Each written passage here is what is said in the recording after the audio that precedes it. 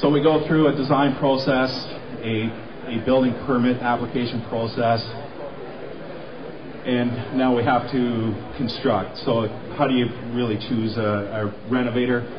Again, to me, there's a lot of different types of renovators out there with lots of different skill sets. Again, is a kitchen remodeler suited to do a three-story addition, for example? So is the renovator suited to your project? Experience, of course. So do you really want a guy out of college building your three-story addition? Licenses are important. So ask your renovator what kind of licenses they do have.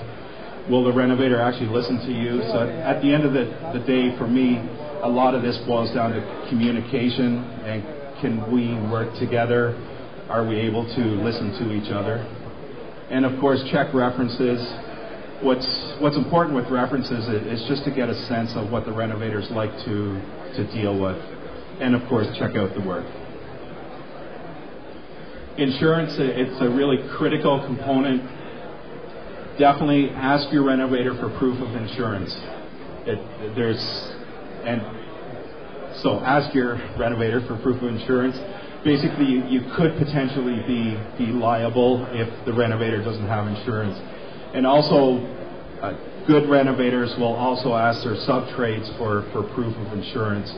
So insurance kind of has a trickle-down effect. So if a sub-trade doesn't have insurance, then the renovator is potentially liable. If the renovator doesn't have insurance, then you as a homeowner could be potentially liable. So again, it's critical to make sure that the proof of insurances are there. Also be careful hiring your own trades. Again, ask for proof of insurance, and if somebody's not willing to give that, then there's probably a reason for it. Also be careful when you do hire your own trades. Under the eyes of the laws, you can be considered the constructor, especially from a Ministry of Labor's point of perspective. So if there's safety infractions, you could potentially be held liable for those infractions, i.e. fine. Also, what's really important is to make sure you insure your project for the value you're investing into the property. So if you're building a $100,000 addition, make sure that the value for what you're insured for includes the $100,000. If there is an act of God or a fire or lightning or whatever, again, it's making sure you're insured for the value of your building or your property. Get it in writing. That's one thing I can't stress enough. Make sure you know what you're getting for your money's worth. It's easy for me to say, I'll build an addition for you for $150,000, but really what is included in that? There's so many choices. If flooring is plywood or OSB, what kind of shingles? Is it 25, 30, 40-year shingles? And sometimes drawings may not necessarily define quality of choices as well. So the more you have in writing, the less risk for cost overruns. Also part of the process, as a renovator, they should be getting their sub-trades or specialists in to check existing conditions. So it's one thing to price a set of plans off paper, but what are real life conditions like? So for example, if you had an electrical plan, but then don't realize the electrical panel is adequate, and you have to upgrade your panel or add a pony panel, that could have a $1,000 or $1,500 impact. So it's good to know those kinds of things up front before you start the project, because once you start, you're committed. Also, a contract should have a start date, completion date, a payment schedule. There's a 10% 45-day holdback. That's actually a legal requirement for your protection. So if there is a lien on a property, or if somebody doesn't pay a sub-trade, then the trade has an opportunity to put a lien on the property, and then that 10% holdback is designed for you to have some money to actually pay the trade.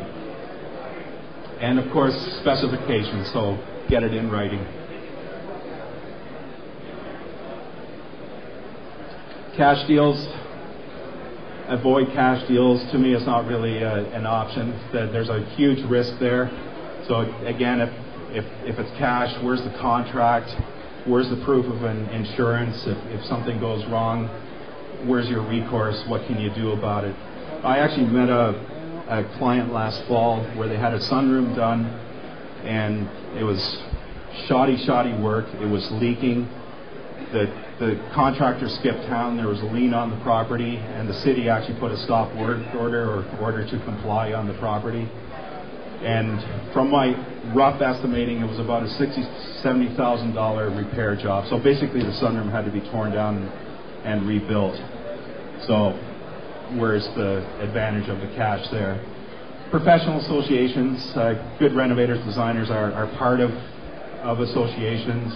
The home builders, or the Greater Ottawa Home Builders Association, especially for renovations, the Renomark contractors are the elite. We're part of the Renovators Council, the Green Building Council, and Architects Associations. So again, it is the designer or builder there just with a tag behind their name. So ask them if they're actually interactive within associations.